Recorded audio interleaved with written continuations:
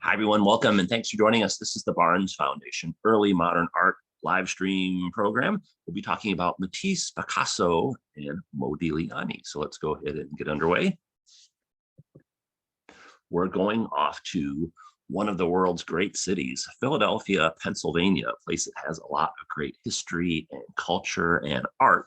And in particular, we're going to be talking about the Barnes Foundation, which was founded a little over 100 years ago in 1922. So to celebrate the Barnes's 100th birthday, we've been having a series of art history programs. The Barnes was founded by Dr. Albert Barnes. He was born in 1872. He passed away in 1951. He made his money mostly in the pharmaceutical business, and he established this fabulous art collection that is now known today as the Barnes Foundation. So this is a 4-part program that we've had on the Barnes. Part one talked about Impressionism. So Monet and Degas and Van Gogh and many others. Part 2 talked about Impressionism, but that one was centered on Renoir because the Barnes has the world's largest collection of Renoir works. This one, part 3, that should say part 3, not part 2. Sorry about that. Last minute change. We're going to be talking about Matisse, Picasso, and Modigliani. And then part 4, which I don't know when that'll be, we'll talk about everything else.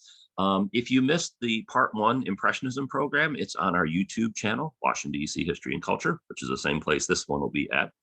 And then if you missed part 2, the one on Renoir, that's going to be repeated actually next Sunday on January 15th at 4 o'clock Eastern. It'll be using the same exact Zoom link as this program. So if you signed up for that, we'll see you then. If you didn't sign up, don't worry about it. Just join us at 4 o'clock Eastern next Sunday using the same Zoom link. And we'll be talking about Renoir. We'll also put that Renoir program, we'll also record that one and put it on our YouTube channel as well. But today, of course, we're going to be talking about Matisse, Picasso, and Modigliani, 3 great early modern artists. My name is Robert Kelleman. I'll be your host. A little bit about me. I'm originally from Detroit, Michigan. I was an art history major in college at the University of Michigan. I spent the first 2 years of my career working at the Detroit Institute of Arts. I subsequently left to go into the business world, lived in Southern California, Washington, D.C., and now I'm in Dallas, Texas. And Picasso, Matisse, and Modigliani are 3 of my favorite artists.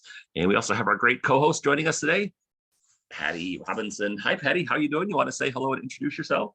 Yes. Hi, everybody. I'm in from Portsmouth, New Hampshire. I'm originally from Massachusetts, greater Boston area.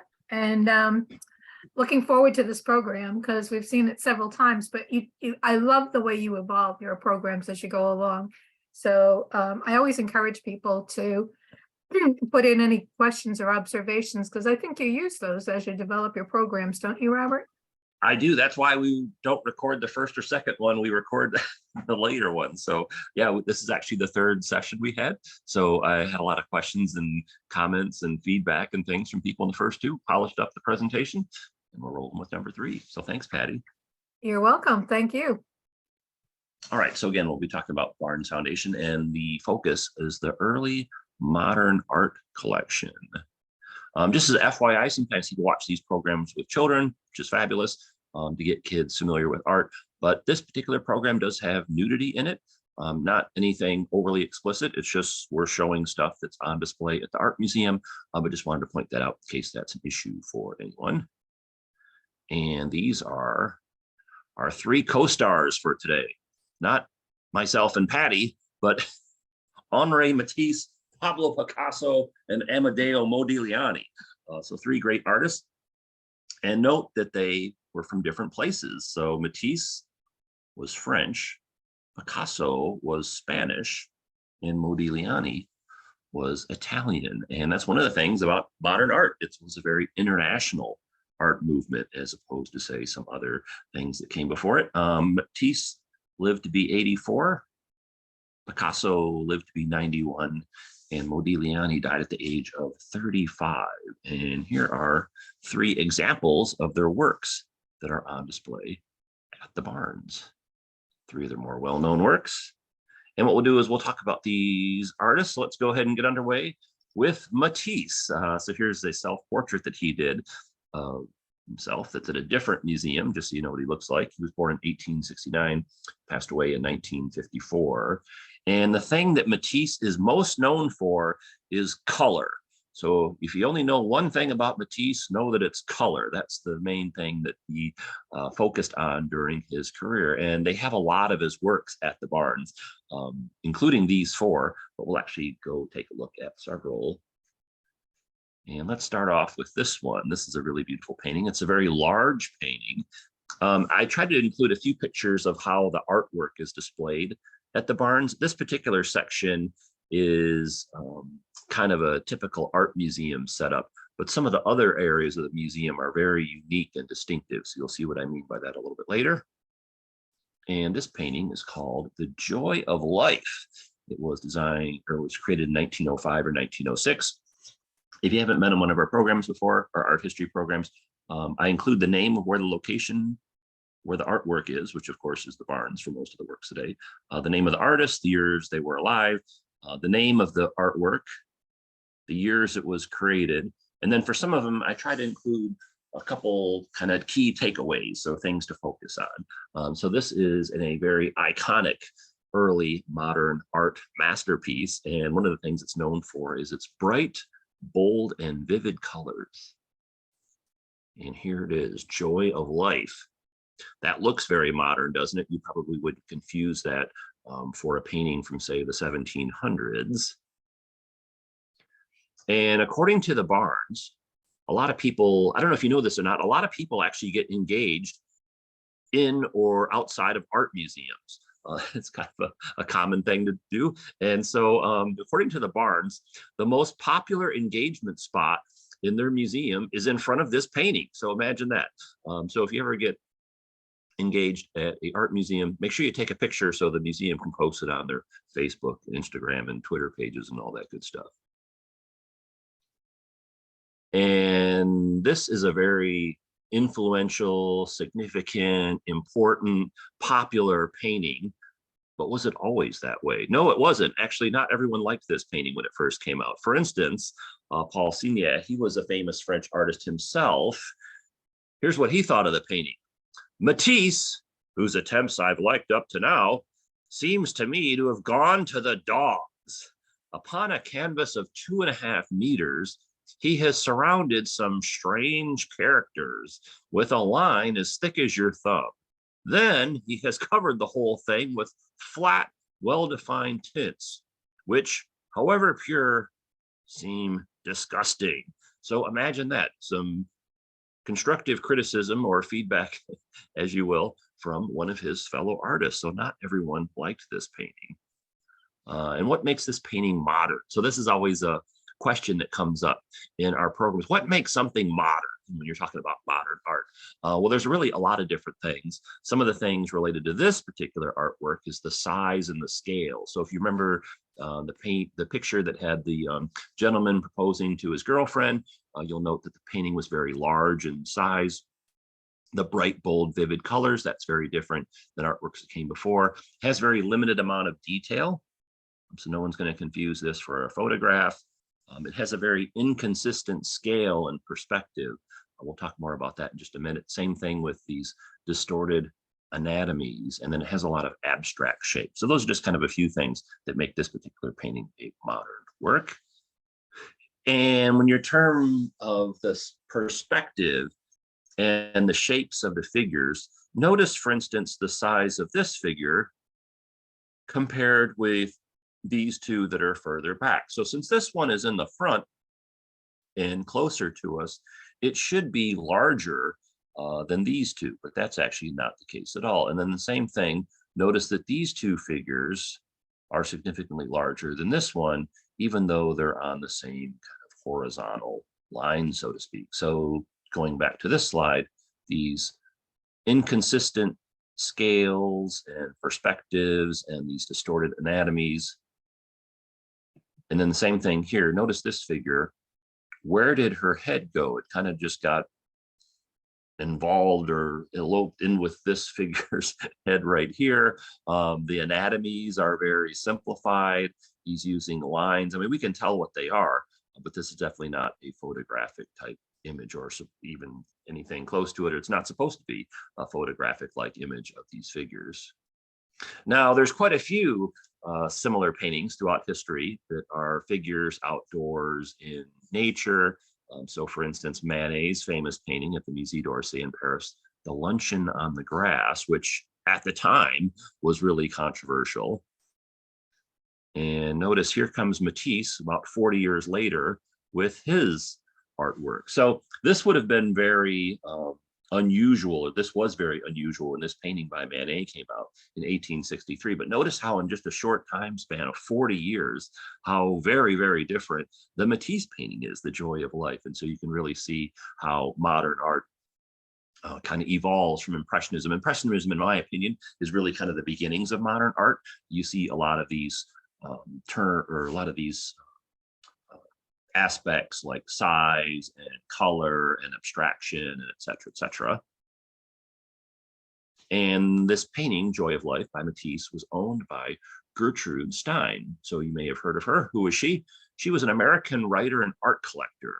Born in the United States, Stein moved to Paris in 1903 and made France her home for the remainder of her life.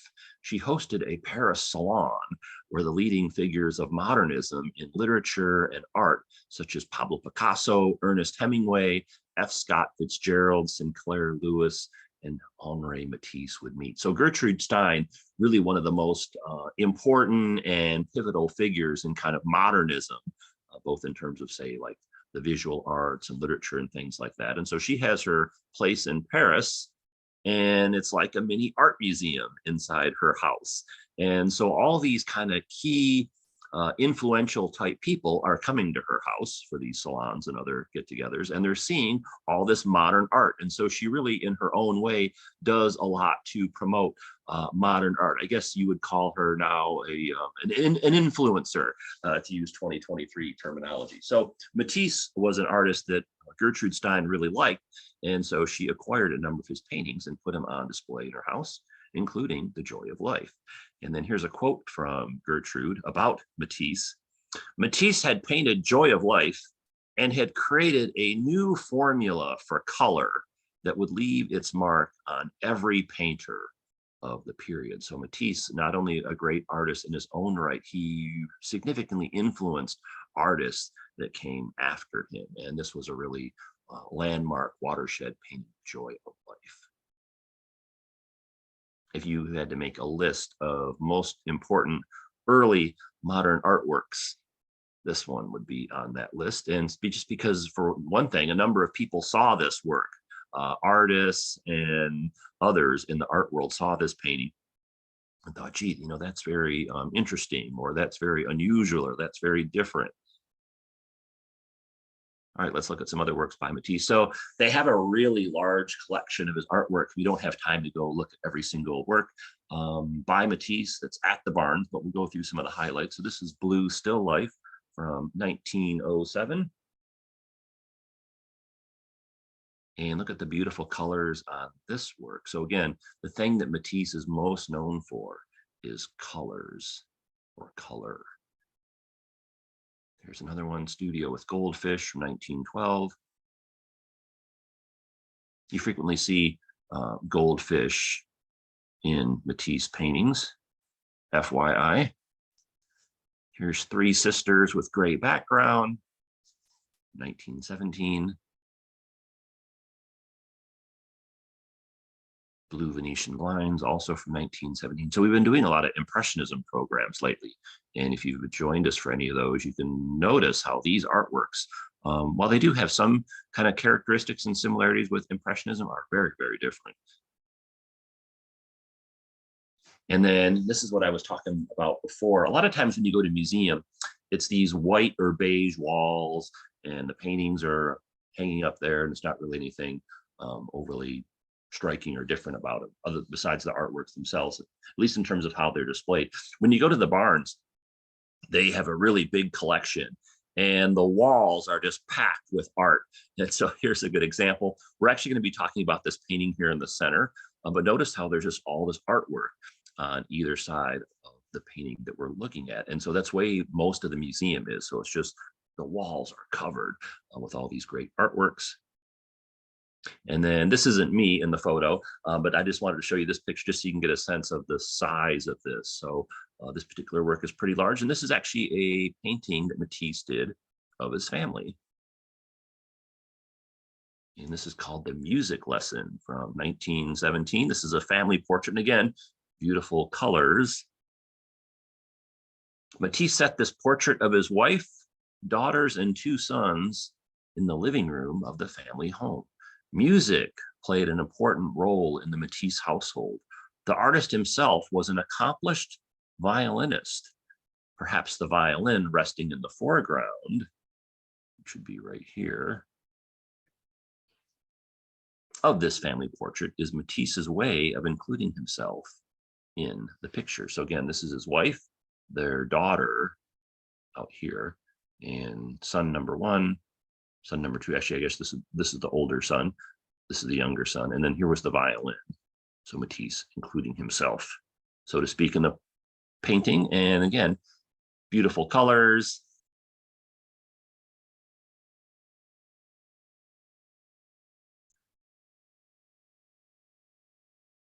There's the wife and the youngest son on the piano. The daughter is outside, and the older son is reading. Now, when you look at this, you can really tell that, oh, okay, yeah, this is a modern artwork. This was not done in the 1600s or the 1700s or the early 1800s. So it just has a very modern look to it with some of the things we've talked about.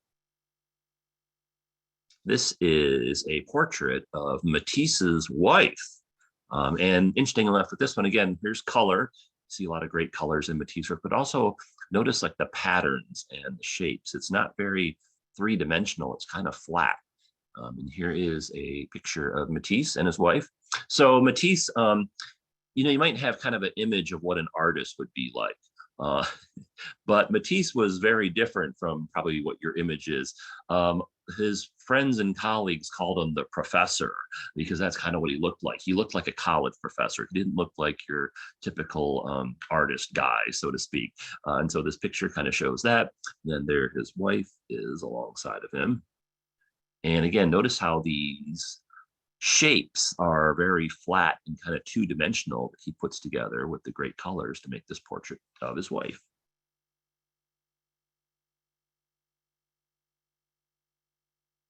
And a close-up of her. So like, for instance, notice the eyebrows are like a single line. The eyes here are not very detailed. And that's kind of a characteristic of Matisse's work, these simplified forms. And notice also there's the dark lines. Remember, the other artist was criticizing that. All right, let's look at some more works. This is an interior in Nice in the south of France. So Matisse spends a lot of time in Paris early in his career, but he discovers as he gets older, he doesn't like cold weather. And so he moves down to the south of France. First he starts spending a lot of time in the south of France, and then eventually he would move there. So here's an interior scene from there. 2 women domino players, 1921. Interior with 2 figures in front of an open window. Notice the palm trees in the background. So that's obviously not Paris. Young woman before an aquarium. Remember, I said you frequently see goldfish or similar types of things in Matisse's works.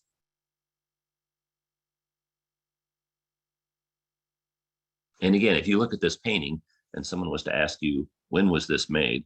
I'm guessing most people would not say 1700 because it just has a very modern look to it.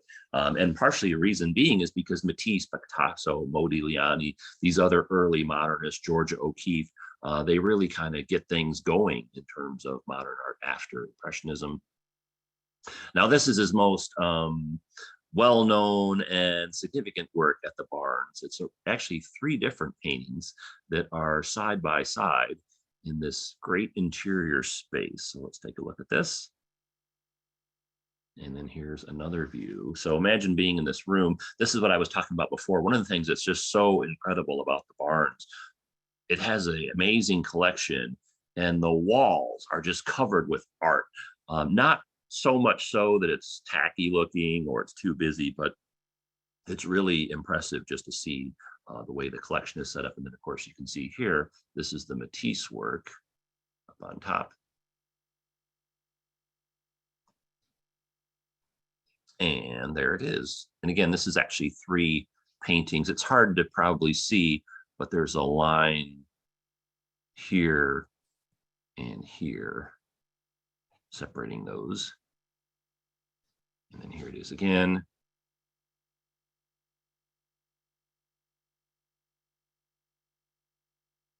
And this is called The Dance from 1932 to 1933. So as you're looking at his work, someone just asked, why are the figures very flat? So that wasn't his focus on making the figures look more three-dimensional. His focus was line and color and form, in particular color, but also line and form.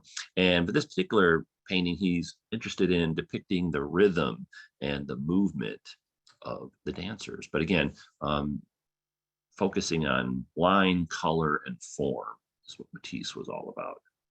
And this is a very large work. So the left and right panels are 134 inches by 174 inches. The center panel is 140 inches by 198 inches. When Matisse traveled to the United States in 1930, he made a special trip to the Barnes Foundation, since the collections held so many of his works. During his visit, Albert Barnes asked the artist to create a massive painting to fill the lunettes of his gallery. Matisse chose the subject of dancing figures and set to work in a specially rented warehouse in Nice, France. It's the south of France. The work is on 3 separate canvases. Look carefully and you can see where the edges meet. It is the only site-specific work in the collection. So imagine that. Dr. Barnes got to meet Matisse when he visited his collection. Now, this is another famous Matisse of a similar subject. It's kind of sort of similar, but also very different. This is called The Dance 1 from 1909. This is at the Museum of Modern Art in New York. And you can see a lot of similarities between these 2 works. Again, he's not interested or focused on depicting these dancers, how they would look, say, from a photographic standpoint. He's only interested in lines and colors and shapes or forms.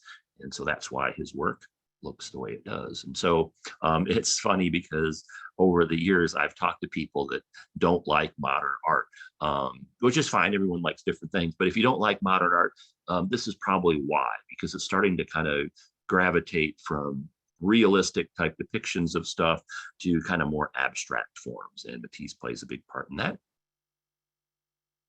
And there it is again. And so this is one of the most beautiful rooms in the Barnes, with this large series of dance paintings, and then the windows. And then here it is from another view. This particular photo is a little distorted. This photo makes this room look much narrower than it is. This is actually a big room.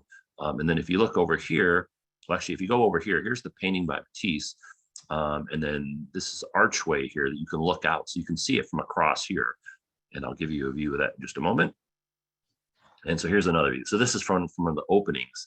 And again, you can see the size of that. I mean, look at this security guard guy and how small he looks compared to the painting. Now, granted, the perspective is we're looking top down, so he's going to look a little bit smaller.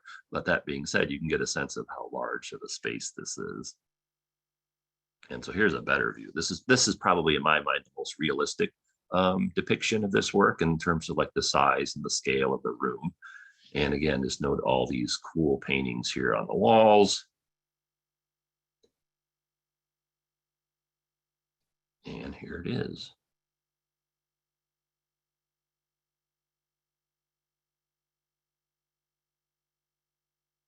Now, how did he make this?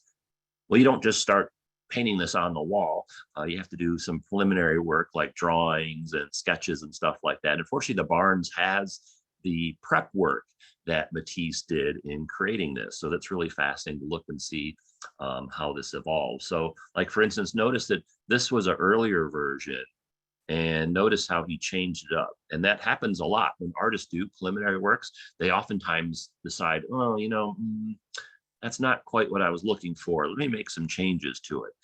So it's really fascinating to see when they're available, how these early works end up getting changed or evolving over time before they end up being the finished work. And then this was the studio that Matisse did. So here he is doing an outline of what it's going to look like. And he made more than one of these. So you can see him standing here, reaching up. He's got this stick, and it's got like a piece of charcoal at the end. Then he's going to sketch out what he wants to do. And there you have it.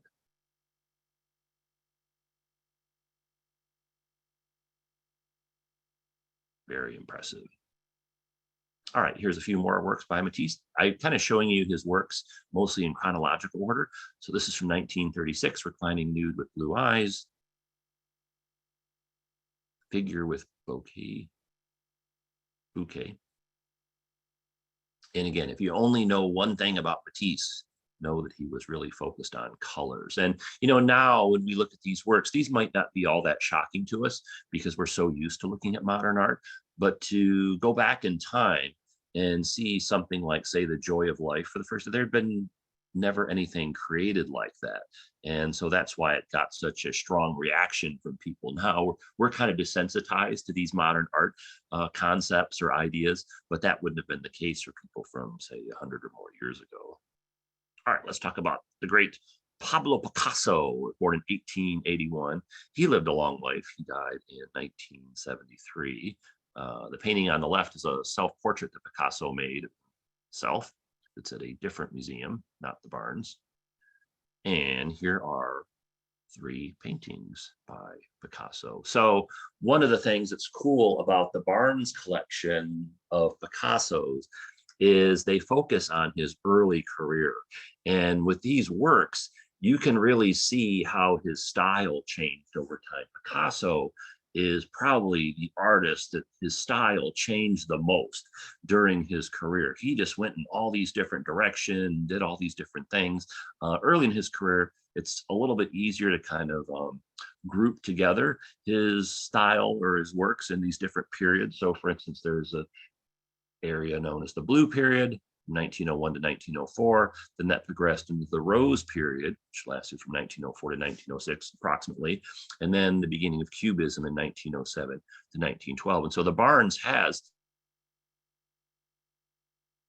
collection within their collection artworks that really nicely show all 3 of these phases. So let's go do that.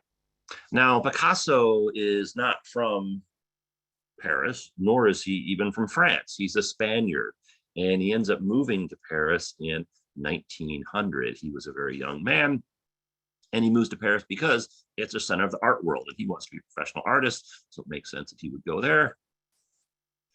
And let's take a look at some of his early artwork. So there's quite a few works that he did before the Blue Period. Those are also really fascinating, but we're going to focus on the collection at the Barnes. And so this is one of the earliest works of his that they have. It's called Child Seated in Armchair from 1901. And look at when he created this, he was only 20 years old. He had moved to Paris when he was only 19. So this is again from the Blue Period. And unfortunately, we don't know who the identity of this child is.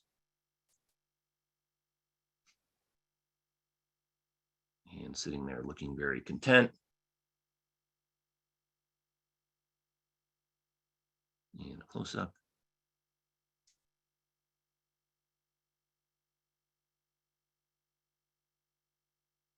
And then here's another one, young woman holding a cigarette, also from 1901, also the Blue Period, and also someone whose identity is unknown. So if you have ancestors that were living in Paris around this time, who knows, they might have made it as one of Picasso's models. And here she is. We've been talking in the past about the significance of women and smoking out in public. And so there's been a great debate on who this woman is and what she represents, and et cetera, et cetera. And it's somewhat of a mystery because Picasso didn't tell us.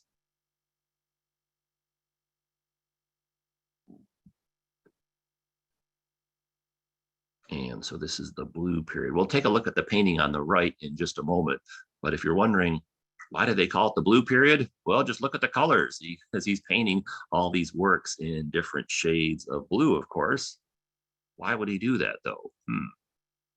Here's some other well-known Picassos that are at different museums. And so here's more blue period examples from places other than the Barnes Foundation. You might have seen one or more of these before.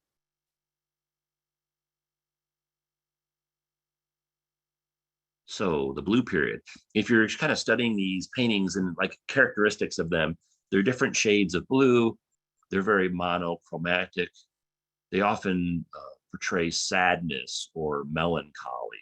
And so if you go back to these paintings, look, none of these figures are happy or joyful, smiling or anything like that. So why is that? Well, it's probably because Picasso was depressed. So he's an outsider coming to Paris. Remember, he's from Spain. So when he initially shows up, he really feels like he's from the outside. Also during this time, Picasso's really suffering financially. He's the quintessential starving artist at this point in time in his life. So he's very poor. He's also very lonely. At this time in his life, he didn't have any romantic relationships that were very serious. And then also too, one of his best friends died by suicide. One of Picasso's best friends died by suicide. And he really felt at fault for that, or partially at fault for that, even though he probably had nothing to do with it or nothing he could have done about that. So when his friend died, it really kind of pushed him over the edge from all these other things that had been going on. And Picasso himself said, "I started painting in blue when I learned of my friend's death." And so here you go. This is from 1903. So we're going to talk about this painting in a few minutes, and then we'll check in with all of you to see what your thoughts are on this one and what you notice. And it's really a great depiction of hunger and poverty. And this is another person. We don't know who this guy is, unfortunately. Between 1901 and 1904, during what is now called his blue period, Picasso pursued the themes of suffering and alienation, taking the sick, the blind, the imprisoned, and the indigent as his subject, marginalized people with whom he greatly identified as he struggled in the early years of his career. Here we see a man with a sunken chest and hollow cheeks, seated before a sparse meal. The setting lacks specificity, as if to emphasize the figure's outcast status. And so here he is. And again, it's a very sad, depressing look on his face, and he's very pale and white and thin. Very interesting portrayal of his hands.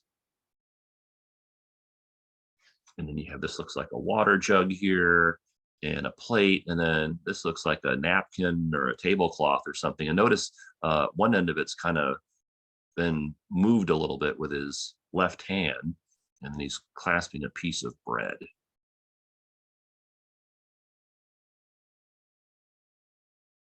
And so there you go, the blue period. So after this, we'll talk about the rose period and cubism and stuff like that. But before we do that, let's talk about this painting. So let's take a break for a moment, check in with all of you. So if you look at this painting yourself and have any thoughts or questions or opinions or perspectives on this one, feel free to share those in the chat in the Q&A. Patty and I will share as many of them as we can. But let's first check in with Patty. Patty, when you look at this one, what jumps out for your eyes?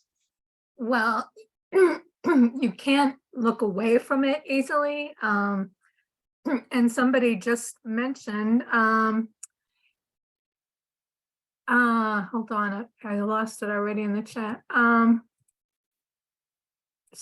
Several people have mentioned that it resembles all Greco strongly. So they're wondering if you know if he was influence. He was influenced by El Greco. El Greco was from Greece, but he spent most of his career in Spain. So he's almost kind of sort of considered a Spanish artist, even though he was originally from Greece. So yeah, he definitely influenced Picasso, and yeah, you can see some similarities there.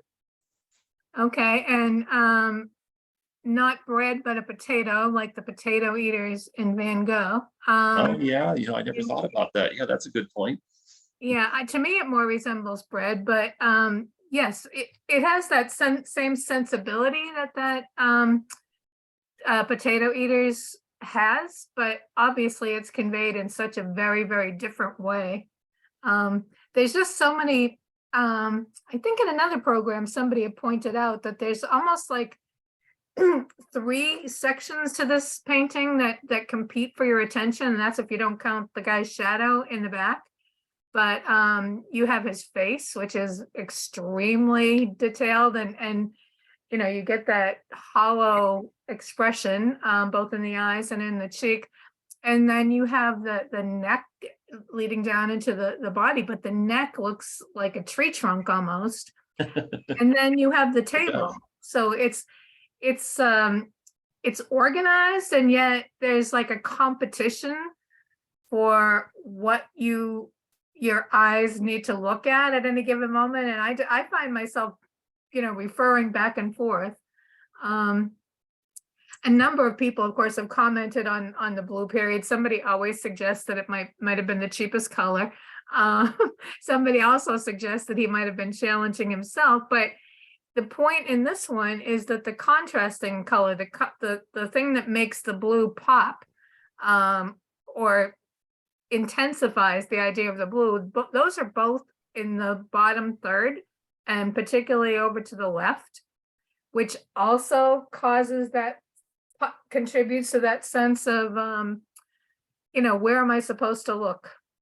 Oh yeah, definitely. Like for me, this painting is really interesting because it's not very detailed. I mean, it's pretty simple. This is a guy sitting there, but it really kind of captures your attention, at least for me, kind of captivates you, and you study it. It's for a very simple image. It brings out a lot of kind of ideas and draws your attention. Yes, Veronica's mentioning the contrast of his hands. One seems surprisingly clean, but while the other seems dark. Oh yeah, let's zoom in on that. Yeah, the hands are very different. Ira pointed out massive neck and crooked nose maybe suggest a boxer. And then Carolyn says contrast between formal tablecloth versus starving only a hunk of bread. So yeah, that's like, why would you even need this tablecloth if you're starving? While there's a picture there, Veronica also mentions that there's no utensils, no glass to drink from. Yeah, I had not really focused on that. David says it looks like earlier Spanish paintings of saints. Somebody's asking, what are the green marks on his chest? I'm not sure I know what that's referring to. Oh, I guess just hair. But yeah, the neck is, like you mentioned, it looks like a tree trunk. It's very interesting. And then, even the eyes, and then the face, it looks kind of slightly distorted. And then these very dark colors on the sides is interesting. And then, he's frowning. So it's really interesting. It's kind of haunting. Yeah, Peter is actually not kind of, it is haunting. Yeah, Peter's mentioning too. I mean, certain parts of the thing, like the face and the hands, demand your eyes, sort of draw your eyes. I think that's, and maybe that is partly the point. I mean, the theme does seem to be hunger and meagerness, and so that's not a comfortable feeling, right? If you're actually living in that situation. So maybe that's part of what he intended to convey. Oh yeah, and again, remember the characteristic blue period shades of blue, monochromatic, sadness and melancholy. And again, Picasso, he's an outsider from Spain living in Paris. He's extremely poor himself. He's very lonely. He's not in any romantic relationships of any significance we know of, and his friend died. So he's just got all these things going on, and it comes out within his paintings, if you see. Yeah, Dorothy is pointing out that there is some sensibility from relating to Munch's The Scream.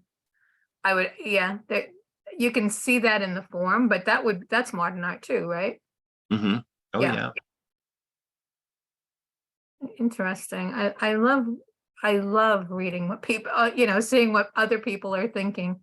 Yeah, Georges is very haunting. His emotion is raw. Yeah. Lorraine Oh, yeah, saying, the screen. I know that. Oh, I was going to say, yeah, the screen. That's a good compare. I should have held that up for a side-by-side view of the screen. I don't think anybody's mentioned it until now, but yes, when you say it, when somebody says it, you go, oh yeah. But that's why it's so interesting, the parallels people draw. Oh, yeah, then here's the interesting from Jeff. His signature is in the top left rather than the lower right, like you would expect. Yeah, it's not usually at the top of the painting. It's usually at the bottom. So, Yeah, I noticed that in one of his other paintings, I think too, that he did that occasionally at least. they kind of move them around. So, all right, well, let's continue on with that because we got more to cover, but that's the blue period. And then let's talk about the rose period. Oops. All right, so the blue period, 1901, 1904, rose period, roughly 1904 to 1906. The rose period paintings do sometimes often have blue coloring in them, but they're usually more reddish and rose and orange and things like that, like lighter colors. And why did that happen? Well, because Picasso kind of his life turns around. He meets a young lady and they end up falling in love. And she would end up being in a relationship with him for many, many years. And so this is really kind of a turning point for him on a personal level. And so you see the impact of that because his artwork now all of a sudden becomes a little cheerier, so to speak. There's still kind of some interesting facial expressions and things like that. So this is Acrobat and Young Harlequin. These were circus performers.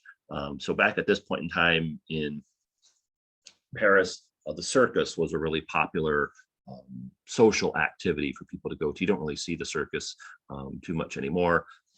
But Picasso really was interested in these figures because he also thought they were very marginalized. They're usually very poor. They're outsiders as well. So he really connected to these people and he would do images of them over and over again in his artwork throughout the years.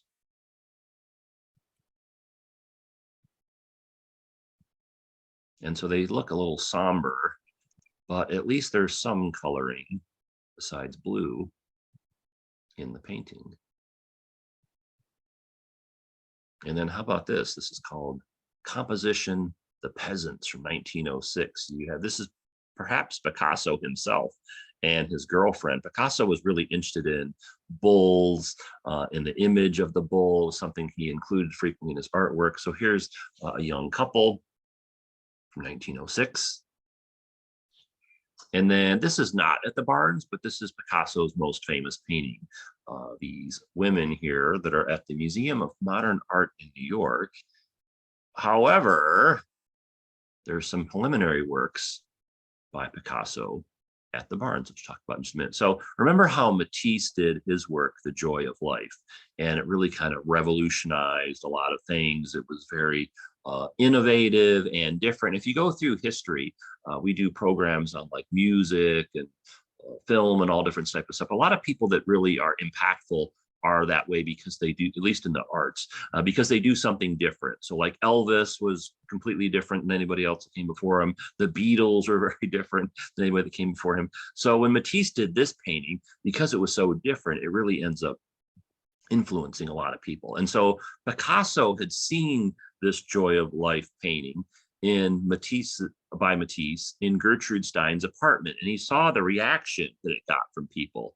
And so then Picasso thinking, oh, I want to do something like that. I want to do something revolutionary. I want to change the art world. I don't want to keep making the same type of artwork that everybody else does. And so he's trying to come up with what can he do that's different. Well, Matisse had already kind of explored the whole color idea and shapes. And so Picasso thinks, well, I'm going to focus on the forms of these figures and I'm going to make them very, very different. And if you don't like modern art, this is the painting on the right is probably the one that you should be mad at because this one really kind of changed the whole trajectory of art. Now, they have preliminary works that were done by Picasso for the later painting at the Barnes. And here are two of them. These are faces.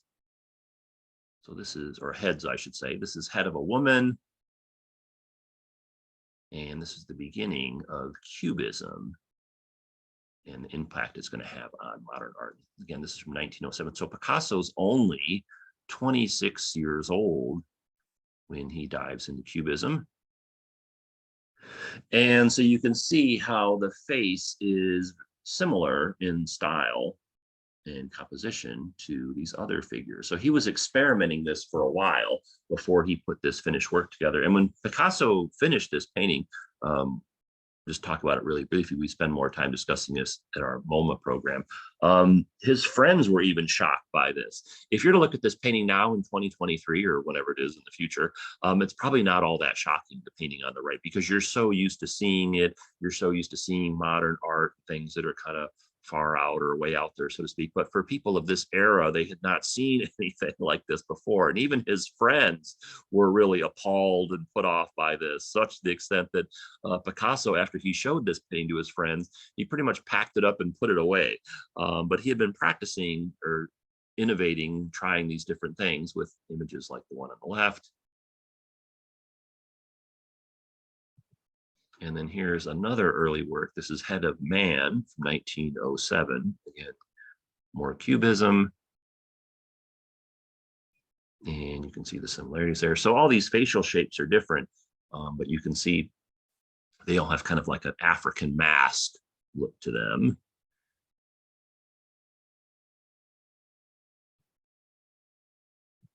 And why is that? Well, the Barnes has a significant collection of all different types of art. We've just been talking about Impressionism and modern art. But if you look down here, these are all African masks. And there's more African carvings over here and over here. And then there's a close-up. So here's the two Picasso paintings we've been looking at, one on the top left and one on the top right. And then here are some of the African masks that are at the Barnes. And so these are what really end up shaping Picasso's development of Cubism. You know, it's interesting, Africa is considered the, the cradle of civilization. And then Picasso is really considered the founder of modern art with Cubism and stuff like that. And he gets influenced by these African masks. So it's kind of interesting, the parallels between the development of mankind and the development of modern art originating in Africa. So why was he so into these masks? Well, for the longest time, France had a really large colonial empire. For instance, France was in control of Vietnam for the American War, and they had a very large colonial empire in Africa. So you can see this map here is showing these different colored sections are places that France was in control of. Now, eventually they lost these places, but when Picasso was living in Paris in the early 1900s, there's all these items that are going back and forth between Africa and France, including these masks. And so these became really popular in the art world in Paris just because they were so very, very different. There was a number of people that collected these, a number of artists that were influenced by them, not just Picasso, but also Modigliani. And so the impact that the masks have on Picasso's artwork cannot be understated. You can really see the progression here. So the masks are made in Africa, they're shipped to Paris. Picasso ends up working on similar type of images, and then that rolls into his large painting that he makes. And so that's Picasso's impact on early modern art. And again, this great progression that happens. I mean, notice how that's not really a long time between 1901 and 1904 to 1907 to 1912. I mean, that's pretty quick to go through and evolve and change your style that much in such a short period of time. But that's Picasso for you. All right, let's talk about Modigliani, one of my favorite artists. He was born in 1884. Unfortunately, he did not live a long life. He passed away in 1920. That's a self-portrait of him on the left. It's at a different museum collection. And we'll take a look at quite a few of his artworks. These are probably the three most well-known of his works that are at the Barnes. And before we get too much into the art, a pro tip for you. How do you pronounce this artist's name? This is something to note. So here's my friend Julian. Buongiorno. We are looking at how to pronounce with a typical Italian pronunciation the illustrious name of famous Italian Jewish painter and sculptor who mainly worked in France. He is known for his modern style characterized by a surreal elongation of faces, necks and figures that were not very well received during his lifetime, unfortunately. But how do you go about pronouncing his name? In Italian, the true pronunciation would certainly not be Modigliani. You do not want to pronounce the G just like this. The Italians would say it Modigliani. I cannot say that the G is exactly silent. The GL sound in Italian is very specific, but it does sound silent to someone that does not speak Italian. So the closest approximation that you can get in English in pronouncing the name, unless you are a fluent Italian speaker, is to simply ignore the G and say Modigliani, certainly not Modigliani. Modigliani would be the closest approximation. You do want to stress and emphasize on the A, however, Modigliani. In Italian, Modigliani. Here are more videos on how to pronounce the illustrious names of other artists, Italian artists, who you certainly want to hear and nail the pronunciation of once and for all. I'll leave you to it. See you there. All right, so you'll frequently hear people pronounce his name Modigliani, which, not the end of the world. But that being said, that's not how it's pronounced. Now, there's a great exhibit at the Barnes Foundation right now, although it's going to be closing soon. It ends January 29th of 2023. It's called Modigliani Up Close. And so if you get a chance, and if you're anywhere near Philadelphia, you should go check out this exhibit. I'll show you a short video clip about the exhibit a little bit later. So here's kind of the Modigliani 101 for you. So he's born in 1884, passed away in 1920. He was originally from Italy, and he made his way to Paris. He was Jewish, at least his family raised him as Jewish. He was a modern, not only a painter, but also a sculptor. His sculptures are really fascinating as well. The thing that he mostly did were portraits and nudes. And then he has a very distinctive style. If you were watching our program on Manet earlier, we were talking about how his style evolved and changed, the different subjects that he focused on, he being Manet. Modigliani, very different. He's known for his very elongated faces and bodies. Typically the faces have hollow eyes with no pupils. And he had a very tragic life and an early death. And he was also, while he was not well known while he was alive, he really influenced a lot of artists that came after him, kind of like the way Van Gogh was. A lot of similarities between Modigliani and Van Gogh. And here's an early work by him. This is The Pretty Housewife from 1915. We don't know who this young woman is. There's a little bit of a mystery of whether or not she's a housewife or a housekeeper. We'll talk about that in just a moment. So we can kind of tell a little bit about her by the clothing she's wearing. This is the type of clothing that housekeepers would wear in, say, Western Europe and even in America. And so you can see that's kind of what she's wearing. She's got the black outfit. She has the white collar here. She doesn't have this top apron part, but she's got the white skirt. And then she's holding a basket. It looks like perhaps she's come back from the market maybe to bring some things with her. That's interesting. And there's the full view. And again, very elongated face and body.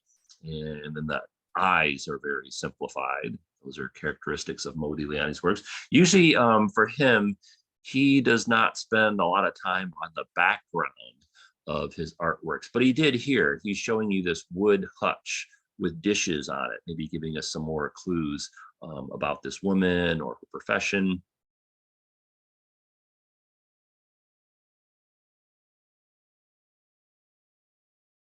And then here is a portrait that Modigliani did of his girlfriend, Beatrice Hastings.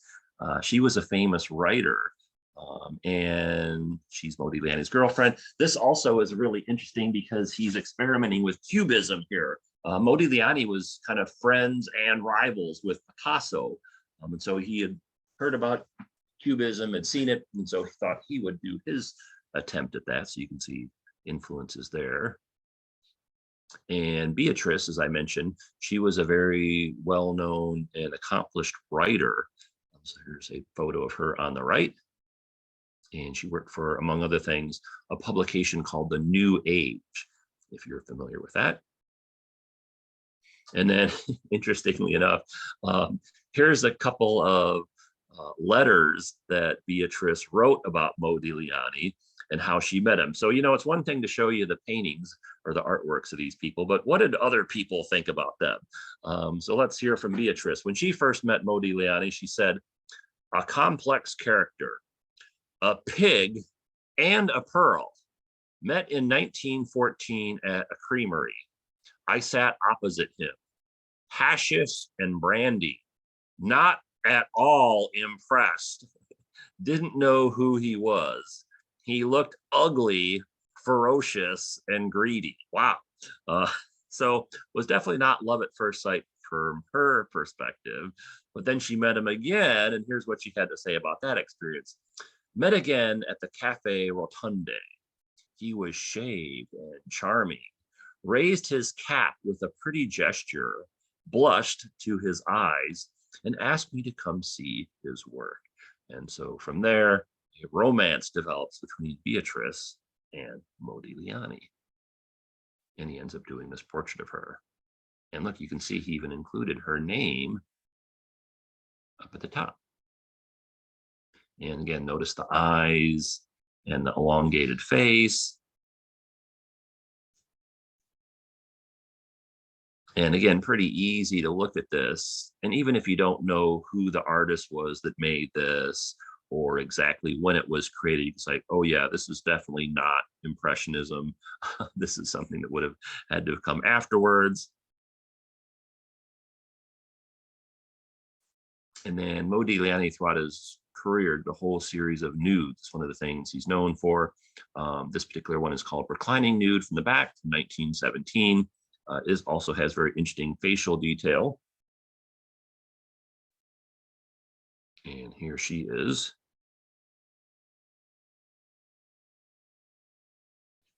Some of Modigliani's most well-known works are nudes. So these are examples that are in other collections, either other museums or other private collections. You may have seen some of these before. And here's the one that's at the Barnes. And again, look at the really interesting face. It's very elongated, the simplified forms, the lines, the eyes. So you can see a lot of these kind of modern art characteristics that we've been talking about.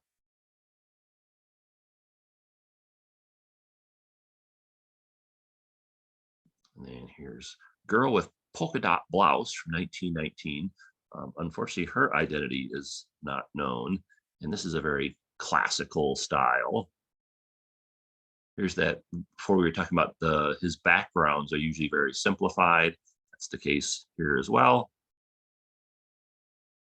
She's in this very kind of formal pose, sitting there with her hands crossed, looking directly at us. And then there's her eyes.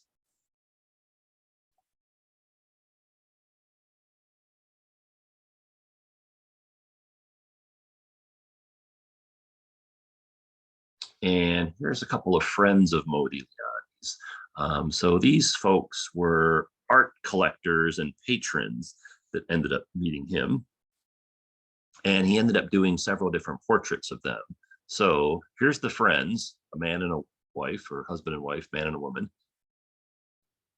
And here's two portraits of them at the Barnes. So let's talk about these two folks. So this is his friend Leopold. Not only was he a friend of Modigliani's, he's also a patron of him. And this is one of a set of two portraits that Modigliani did of this couple. Now, this particular guy, there he is on the left. And so this is interesting because you can see, okay, how does he look in a photograph versus how Modigliani depicted him? And you can see he's got much longer of a face. And the hair is kind of similar, and got the suit on. And then he did a few different paintings of this gentleman. So this one is at the Museum of Art's Houston for our friends in Texas. You might have seen that before.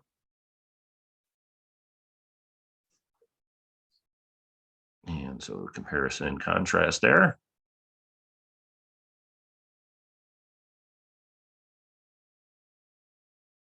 And then this one is at a museum in Brazil. There's actually a lot of great paintings in Brazil. So I know people go there, they focus on the beach, but they have a lot of great artwork there as well, including this portrait. And you can see the comparison and contrast with the one at the Barnes.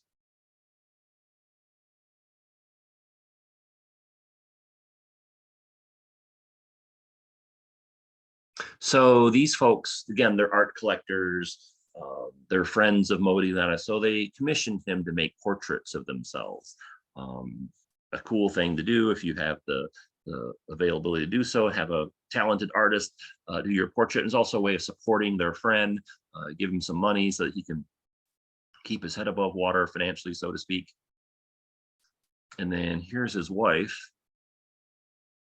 And she also is friends with Modigliani. And this is the companion portrait to the one that I've been showing you of her husband. And there she is on the right. And again, the elongated face, very different than the photograph. Now, if you are in New York, or if you've been to the Museum of Modern Art in New York, they have a very famous painting by Modigliani of the same woman. So this is the same woman that I just showed you a moment ago, but this portrait was done in 1917. And I find this one interesting because the ones that I showed you of the husband, to me, they were all kind of sort of similar. I mean, yeah, there were some differences, but overall they look pretty similar. These two are very, very different, in my opinion.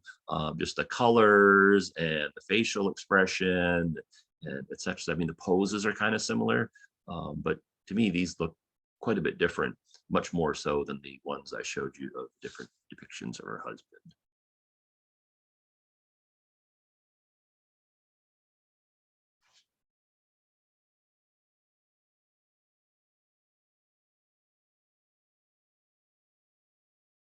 And so there you go, husband and wife companion portraits. This is another example of how the artwork is displayed at the barn. So, I mean, imagine coming into this room and this is just one wall. And look at all of these artworks that you have to look at or process. This is the painting we're going to focus on, this one right here.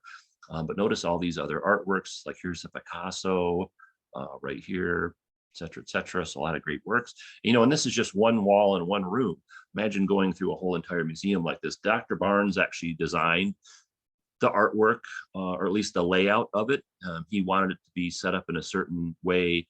He was a teacher at heart, Dr. Barnes was, and so he would use his collection to teach people about art. And so they have these set up the same way he had it.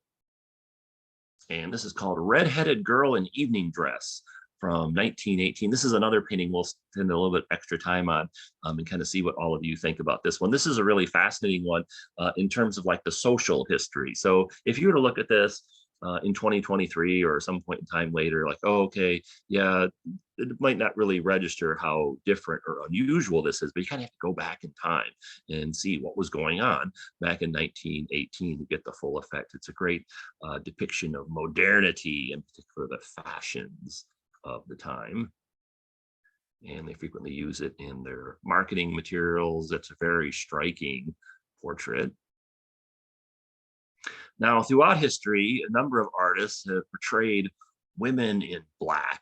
I think now we kind of tend to think of black to a certain degree as like mourning colors, funerals and things like that. But of course, another side of that is oftentimes it's been a popular color for fashion, in particular women. These four examples here by different artists. So these are not paintings by Modigliani. These are paintings by other artists, just to show you the fact that it's quite common to portray women dressed in black. And perhaps the most famous example might be John Singer Sargent's Madame X. And so you can see the contrast in comparison with the Modigliani. This picture is from the 1880s on the left. And it was quite scandalous at the time because it was showing a lot of skin and cleavage, and somewhat so on the right version. So what was going on in 1918? Well, World War I had just ended. And people were very euphoric throughout the world, particularly in France, that the war had ended finally. A lot of the fighting took place in France. A lot of people were killed that were French in World War I. And so there's this great euphoria that runs throughout the country once the war finally comes to an end in 1918. And so what makes this modern? Modigliani's portrait of an unidentified sitter with her vivid hair and strapless dress suggests how women's lives had changed by the early 20th century. Draping her shoulder over the chair, she addresses the viewer with an unapologetic gaze. Her revealing dress shows how bold new fashions could represent a form of freedom. Modigliani used a thick round brush to describe the model's flesh, and the textured surface seems to invite touch.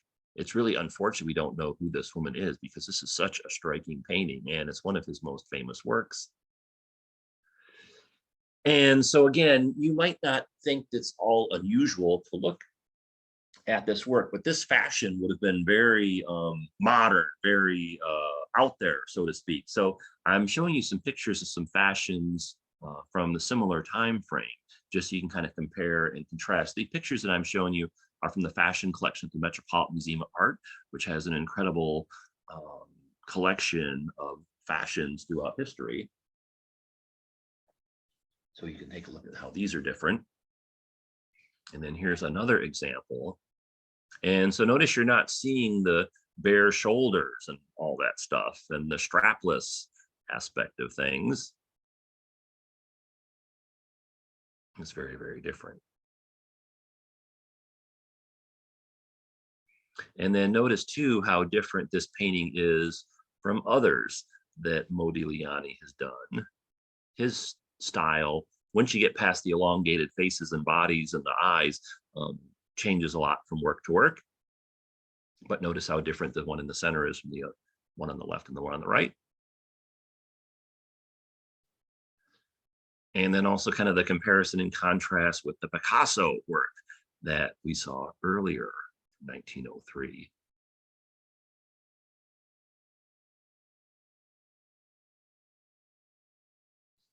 I really like the expression on her face. I'm not quite sure what she's thinking or doing, but whatever it is, it's pretty cool. And then of course the red hair, and then we already talked about the clothing. And I like this one. You can see actually included some detail in her eyes. She's got her head tilted. It's just a shame that we don't know who this person is. So if you had a red-headed female ancestor that was living in Paris in the late 19 teens, you should go through your family photos and maybe see if you can figure out who this is. All right, so let's see what all of you think about this one. So tell us what you think and what you see in this painting. You can let us know in the chat, the Q&A. But we'll check in with Patty first. Patty, what jumps out at you for this one? Well, I can't look at this painting without thinking of Shirley MacLaine. Sorry, Oh, that's good. Yeah, and it's a lot of things. It's the body language. It's the red hair, of course. It's the tilt of the head. I don't know if anybody out there remembers the movie Sweet Charity, but as Hannah just said, she looks like a tart.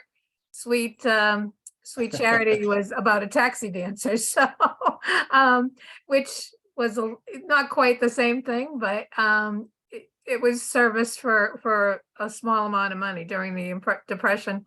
And yeah, I'm glad that you mentioned the effect that the World War I had on France. I think nowadays a lot of people are not quite as aware of how devastating it was in many parts of France and Belgium. Once when you were showing this picture, I said, oh yes, it's my grandmother, I'm sure of it. My grandmother was actually a refugee from World War I France. So yeah, it was a particularly devastating time that had a lot of impact on French culture. So yes, the contrast between the American fashions, which were quite a bit of a departure, but it would have been an even more giddy celebration in France. But all that said, I think this definitely suggests this is not one of the most upper class women. She is probably not the most poor either, but she's probably somewhere in the middle, kind of what would have been a leisure class, or a more leisurely class, but not necessarily the wealthiest.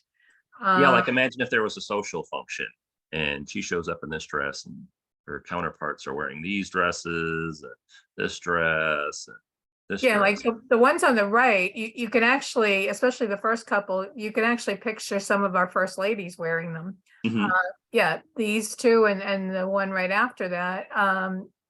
You No know, jewelry, says Barbara. That's good exactly. Yeah. No, and you're right. This one doesn't, it's not one of the ones with a ring on it, but it is interesting that she has the one index finger kind of pointing down. It's really the only does one that of her mean? fingers only one of her fingers that's really defined. And also interesting, like he's showing her eyes in this one, which he usually doesn't do. So why did he do that? Why? Yes, and the eyes are much more realistic than in most of his. And one of the things I always think, based on, the limited amount I know about his life and his passions, but sometimes when you show one portrait of a woman and then a different one, it like suggests to me that, wow, I think his relationship to that woman has changed. Definitely possible. Yes, some of them suggest a greater intimacy or enthusiasm, as opposed to kind of a quote unquote objectivity. Although I don't know if you can even use the word objective with modern art. But yeah, and No, that's a good point. I mean, we don't know who she is. He was known as being liked women, so to speak, and so I don't know, maybe it was someone he was having a relationship or wanted to have a relationship. We really don't know. yeah, I mean, in the one with the couple, and he has both of them in different portraits. The extreme between the original, yes, the extreme between that and the later portrait he does of that lady, it's like, oh, I think he knows this lady differently now. Yeah, I don't know. For some reason, the woman with the red hair, it just seems more intimate to me. I mean, these are really nice portraits, and if he would have done my portrait like this, I would have been happy with it. But I don't know, something about that versus this one just seems like, I don't know, more of like a connection. But maybe I'm reading too much. Yeah, there's something coquettish about it, and like I said, so like a kind of warmth or like a signaling that is not necessarily there in all of his portraits of women. And actually, I see that in the housemaid, or there's been a discussion going on about whether or not she's a housewife and a housemaid. And I think people people need to remember this term husbandry, right? It doesn't mean the guy's married to his farm or his animals. It means that is a function. And I believe in French, yes, there is that implication that the woman is married to the house. She is not necessarily the owner of the house. So it is still possible for her to be a maid and to be called a housewife. Oh yeah, and let's see. I saw some really interesting. Oh, someone says she's showing confidence. Yes, yeah. Seductive. And if you look at the expression of both the mouth and the eyes on the maid, you can see that as a little bit coquettish too. She does not look shy in any way, shape, or form, and she's like very open to the viewer, which is very much unlike the one on the right, who seems somewhat remote, extremely demure, with the hands folded and the very rounded shoulders. The other two, there's a definite personality going on there. And yeah, here's Kate. Oh, go ahead. Sorry. no, like I said, based on what I know about Modigliani, it does always imply to me that, oh, he knows this lady kind of well, Yeah, So- Kay says, I see more impatience with the sitter. It's like they were going to go out and he says, stop quickly or sit quickly so I can sketch you. And she just wants to go out and have a good time. Yeah. Yeah, they have a relationship of some sort. Yeah. And Susan says there's a sexuality in this portrait, not only in her expression, clothes, and pose, but also the lush colors. That's really, I like that. That's very good, Susan. And Kathleen is including the quote that we've talked about before, "When I know your soul, I will paint your eyes." Oh yeah, Which is very interesting. And yeah, maybe, I don't know, maybe subconsciously that's where I get that sensibility, but I think the paintings do convey that a little bit. How well he has a sense of who this woman is, or how it comes through. We talked about this Picasso painting earlier. These are very similar. They're both figures by themselves, and they're not too much different in terms of the time frame. And Picasso and Modigliani knew it, but boy, wow, these are two very different portraits. Yeah, Veronica's mentioning that she can almost see a wink with the maid, and I agree. That's kind of what I see, a little bit of coquette there. Oh, interesting question here from an anonymous person. Are these painters as skilled in painting realism as the earlier ones? I've heard you can't innovate until you can already paint extremely skillfully. Yeah, they are. So they're not painting like in this simplified abstract form because they couldn't go the detailed route. They just chose not to do so. But yeah, that's a good question. Yeah, and isn't Picasso the one who said it takes many, many years to learn how to see or paint as a child? Isn't that one? I don't know that exact quote, but that sounds like something he would have said. But yeah, if you look at his early works before, like the Blue Period, he's very detailed and traditional. Same thing with Matisse. Yeah, I like these observations. People are okay. Francine is pointing out that the short haircut started in the 1920s. Lila says she's going to look through her old family photos from Paris to find out if it's their relative. Yeah, it would be amazing if someday through like DNA or digital facial recognition we could figure out who some of these people were. But yeah, a lot of these famous paintings we have no idea who the people are, and so much art of like the Impressionism and early modern era originated in France. I mean, if you have ancestors that are from France, who knows? It's possible. I don't personally, but maybe some people watching does. Yeah, Barbara is pointing out that Modigliani has an advanced use of line, this pointing out the single line of the eyebrows and nose, which is, yeah, a good point. Yeah, let me zoom in on that. I don't think anybody would have thought of doing it quite that way before him. Yeah, there you go.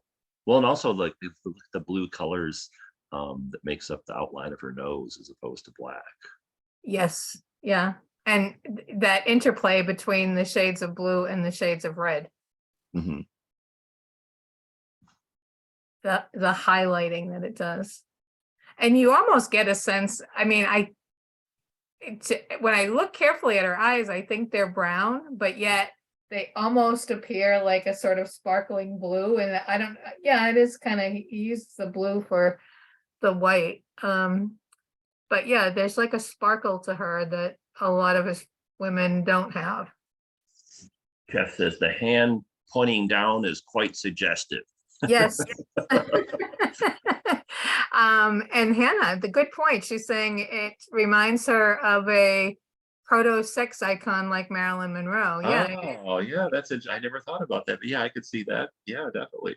Yeah, and Erin is saying black is a hard color to work with, and it's intriguing how we got such a lush black for the dress, suggesting velvet. And we were just talking about that this morning with Manet and his use of black. Exactly. And the way he projected the sense of the fabric and the texture and heft of it. This is very different, but it does also convey a kind of lushness. You don't think of this as cheap fabric or throwaway fabric. Oh yeah, definitely. So I don't know. This is one of my favorite paintings by him, and also at the Barnes. Like I said, I just wish we knew more about who this person was and what her story. But that's what happens. Out of all the Matisses, this is one of my favorites. But yeah. All right. Well, cool. All right. Well, let's continue on. Thank you so much for that. So a few times since the start of COVID, we streamed this Modigliani film starring Andy Garcia. And if you've seen this film either with us or on your own, you might remember the co-star, his girlfriend, and the tragic love story that took place in that film. So there's a clip from the film. And so the girlfriend that's portrayed in the film is not the girlfriend that was in the earlier portrait, but it's in these portraits coming up, which I'll show you in just a moment. Oh, and here she is in real life, Jean.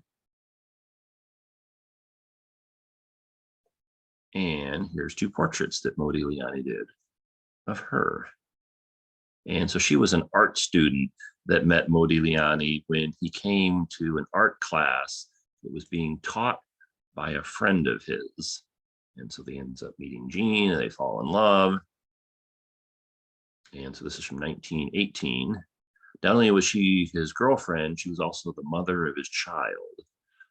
And the relationship was really controversial because her family did not approve of her being in a relationship with him because he was older, he was Jewish, he was an artist, he didn't have any money, et cetera, et cetera. But they ended up overcoming those barriers. And these are interesting portraits because they're very light and airy in terms of the colors. And it's a nice seated one of her in profile. She might be pregnant at this point in time. Some people commented on the fact that the way she looks there. So that's possible. He's trying to portray that. And then look at her facial expression, eyes.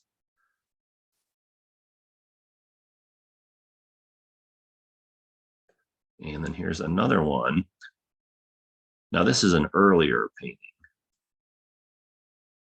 Also a tragic love story.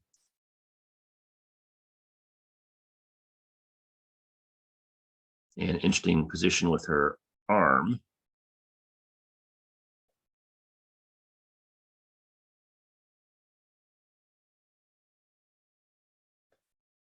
And the full view.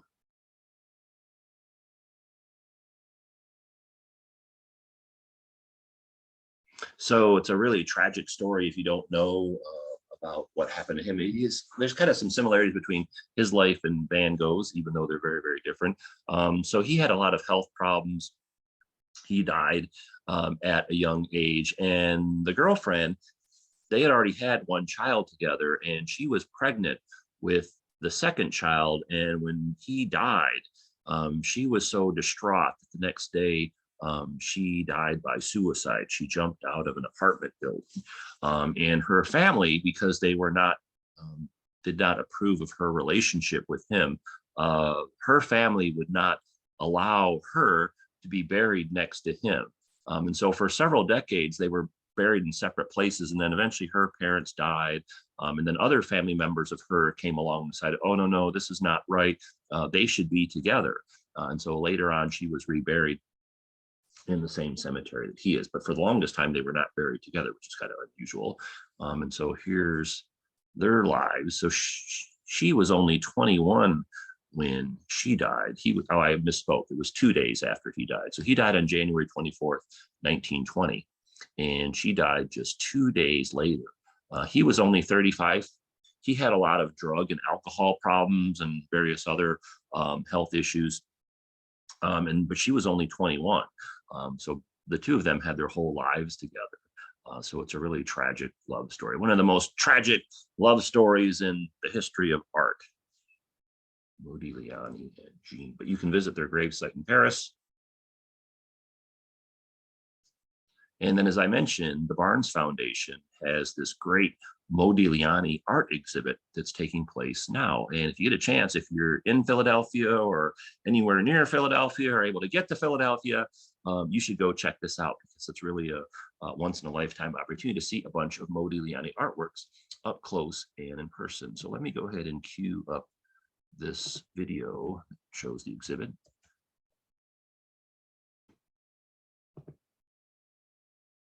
Bear with me for one moment. And here's a short video on the exhibit.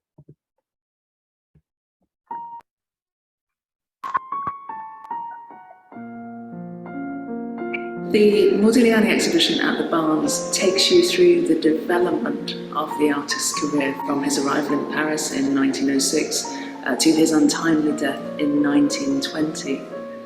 There's a really exciting section of the exhibition that focuses on works that he made during a stay in the south of France. He was really inspired by the wonderful Mediterranean colours, and you really see that in a work like this wonderful loan from the Dallas Museum of Art. The warmth and intensity of southern sunlight.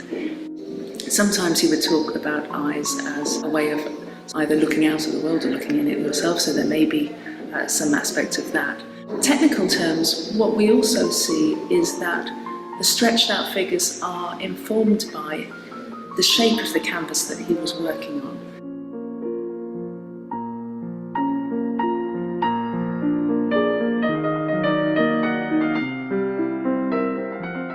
This exhibition is the result of 5 years of research, and we start with his self-portrait, which is thought to be one of his last paintings.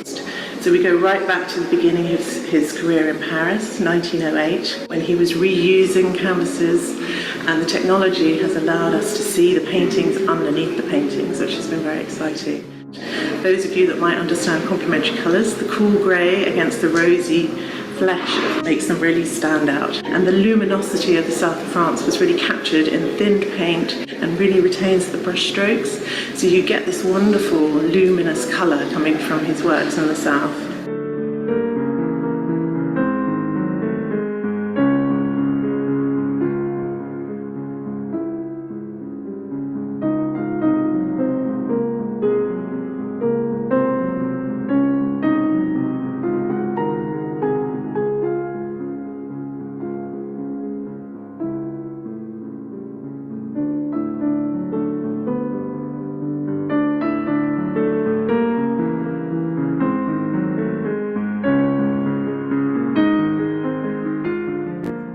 A great opportunity to see more paintings by Modigliani at the Barnes. And again, that exhibit is called Modigliani Up Close.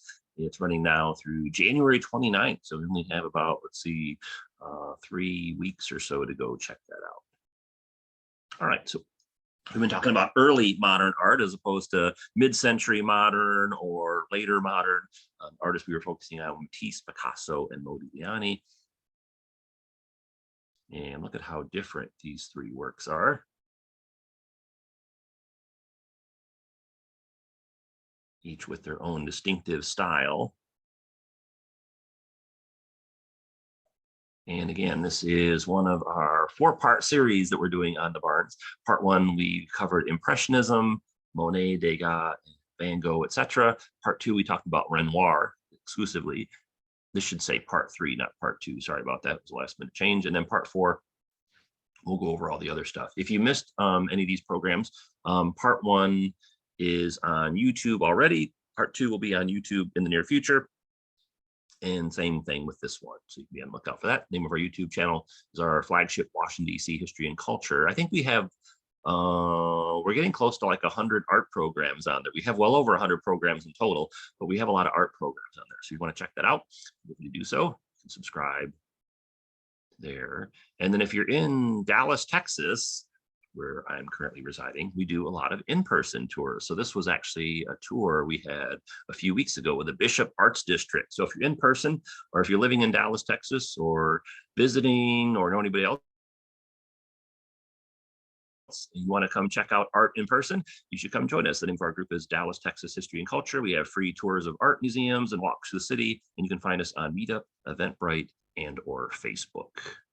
And then coming up, so what other art programs do you have in the near future? Well, approaching February, which is Black History Month. And so this is a tour that I used to do in person when I lived in Washington, D.C. with my wife before COVID. So I thought we would do an online version of it. So this is the Smithsonian American Art Museum / National Portrait Gallery in February. Not quite sure the exact date yet, but we're going to be doing our Black and African American art tour of the Smithsonian. That'll probably be that's probably the first half of February. In the second half of February, we'll go to the Metropolitan Museum of Art in New York, and we talk about the Black and African American art in their collection. And again, that'll be a February to be determined date. So you can be on the lookout for that. We're Washington, D.C. History and Culture. That's our flagship organization. All the programs we do are usually free. If you ever want to make a contribution to support the work we do to keep our programs free and to keep offering these to the community, you can make a donation or contribution by PayPal, Venmo, or GoFundMe. That information is also in the event description where you signed up. And that's the end of our program. So I want to thank everyone for joining us. Have a great rest of your weekend. Hope everyone is having a fabulous 2023. And we'll see you next time. Thanks, everyone. Thanks, Patty. Take care. We'll see you next time. Bye.